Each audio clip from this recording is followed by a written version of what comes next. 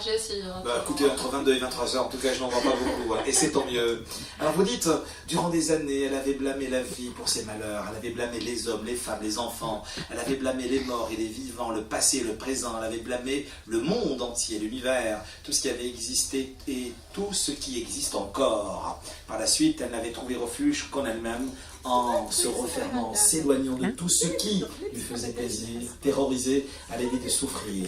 Chaque bonne nouvelle était suivie d'une mauvaise. La vie était faite comme ça. Cependant, elle ne voulait pas du mauvais, alors elle se passait même du bon. Alors là, vous nous invitez à revoyager. La première fois, c'était aux États-Unis, à Beverly Hills, si mes souvenirs sont bons. Là, nous sommes à Vancouver. C'est au Canada, je vous rappelle. Votre personnage, une certaine Mallory qui est encore adolescente, elle s'apprête à prendre l'avion. 10 minutes là séparent de son Vancouver natal, de cette ville qui est enveloppée dans une forme de mystère à travers tous ces nuages. Qu'est-ce qui va réellement se passer? Elle va prendre l'avion pour aller vers Lannion, cette région en Bretagne, en France, qui va complètement bouleverser sa vie. Effectivement. Alors Mallory est une adolescente tourmentée et très introvertie. Oui. Et elle se retrouve comme ça, catapultée dans une ville qu'elle ne connaît pas, dans un pays qu'elle ne connaît pas, chez des gens qu'elle connaît à peine, vu qu'elle va chez une tante qu'elle ne connaît pas vraiment en fait. Et on peut imaginer la détresse de cette jeune fille de 16 ans qui se voit quand même arrachée à son cocon. Il y a plusieurs arrachements dans la vie de Mallory. Oui. Mais en quelque sorte, cet arrachement-là va lui apporter beaucoup de réponses. Beaucoup de réponses sur elle, beaucoup de réponses sur les autres. Et puis, je pense que c'était nécessaire pour elle de se retrouver dans une autre société, d'évoluer avec des gens qu'elle a pu enfin apprécier. Parce que je pense que quand on grandit avec certaines personnes, enfin je parle du vécu, j'en ai bien compris, il y a quelques attentes qui se forment. C'est-à-dire quand par exemple je vois une de mes amies que je connais depuis 10 ans, je vois pas la personne telle qu'elle est maintenant en 2015. Je vois la personne comme elle était il y a 10 ans, sans l'évolution. C'est un peu comme pour vos personnages, votre personnage, du moment où les deux, ils vivent dans les souvenirs, dans le passé. Exactement. Par contre, quand on rencontre quelqu'un, là c'est une page fraîche. C'est-à-dire on peut reprendre à zéro. Je pense que c'est ça sa liberté, c'est qu'elle a pu reprendre à zéro enfin. Mais elle est dans une forme de solitude plurielle, dans le questionnement, en fin de compte d'une quête, la quête d'elle-même. C'est une quête de soi, effectivement. Et je pense qu'on est tous sur cette quête de soi, sauf qu'il y a certaines personnes, surtout les jeunes de ma génération, je remarque, qui ne sont plus vraiment intéressés par cette quête. Ils préfèrent changer, ils préfèrent se conformer, être comme on attend qu'ils soient. Et c'est mauvais, moi je trouve, parce qu'on passe à côté de beaucoup de moments très, très agréables. On se dit, en fait, oui, moi j'aime ça, j'aime pas ça, je suis comme ça.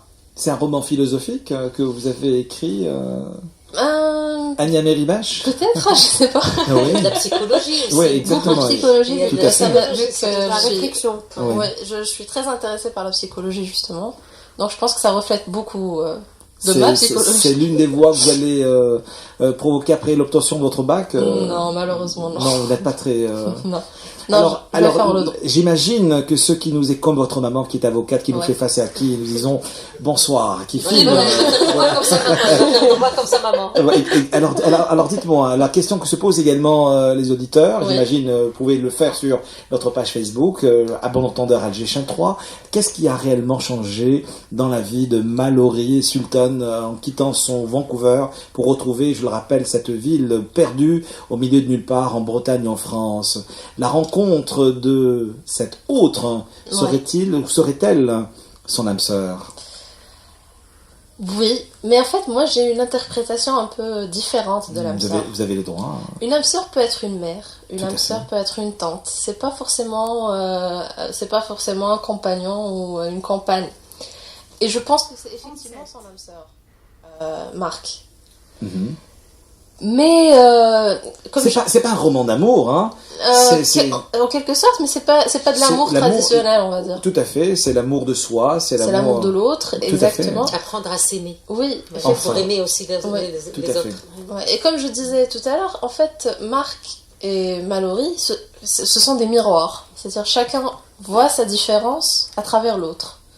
Et c'est ça qui va les faire se détester au début, parce que ils n'ont pas l'habitude d'être avec quelqu'un qui leur ressemble. Ils ont l'habitude d'être différents. Et voilà, c'est ça après qui va les rapprocher. Mais le rapport à la mère est assez conflictuel, comme tout adolescent qui se respecte. Hein. Ouais. En psychanalyse, on dit qu'il faut tuer justement le père pour exister, mais votre personnage a envie presque de tuer la mère, sa mère. C'est ce qui a provoqué son départ de son Vancouver natal. Ouais, effectivement. Je trouve, j'ai remarqué en fait, que les parents voient en leurs enfants une façon de continuer leur vie. Par exemple, si moi je rêvais d'être astronaute et que je suis prof de maths, je veux que mon enfant soit astronaute. Et il sera astronaute. Attendez, vous me disiez un instant que vous voulez faire droit. Votre mère... Non, mais elle l'est, donc c'est bon. Votre mère est avocate. Est-ce qu'elle vous a pas réellement... Ah bah pour être honnête, oui, obligé. Non mais un bon entendeur. C'est une heureuse coïncidence. Sérieux? Oui, je vous jure, parce que au début j'allais pas le faire. Je me disais que je le ferais, mais j'allais pas le faire. Mais ensuite, en fréquentant les tribunaux depuis l'âge de 3 ans, ça va. Donc je me retrouve dedans. Vous avez cité Léon Blum, hein. Ouais. On peut aimer l'amour sans aimer personne, on peut aimer un être sans aimer l'amour. Ouais, exactement. Mais votre personnage est assez complexe et assez compliqué. Elle sait même pas quel est son rapport à elle-même pour pouvoir se laisser aller et aimer l'autre. Oui, exactement. Et je pense que l'amour, c'est vraiment le seul sentiment qu'on ne choisit pas. Ça vient tout seul. Ça nous tombe sur la tête. Quand on s'y attend le moins en plus. Oui. Et l'amour de soi, je me souviens d'une citation qui disait que « Comment voulez-vous que les autres vous aiment alors que vous ne vous aimez même pas ?» Et c'est vrai. Tout à fait. On a des complexes sur tout. Par exemple, si quelqu'un parle trop, il va se dire « Non, je parle trop, les gens vont pas m'aimer pour ça, faut que je parle moins. » Mais non. Non, c'est pas la peine de me regarder comme ça, mon rôle est animateur. Hein. C'est son métier, voilà, vous savez, quand vous êtes... acceptez-le, justement. Tout à fait. Vous êtes aimé, vous êtes détesté, vous êtes annulé quand vous faites un métier public. Hein. Il faut l'accepter. Tous les métiers, je vous jure. Hein, oui, tout à fait. C'est comme ça. Les gens s'en font pour critiquer. Mais vous avez un don de réalisatrice de court-métrage. Je vous assure, votre écriture est assez scénarisée. Le narrateur nous renvoie, nous invite à aller à la rencontre justement de votre personnage. Ouais. Je le rappelle, Mallory, ça se passe dans un aéroport.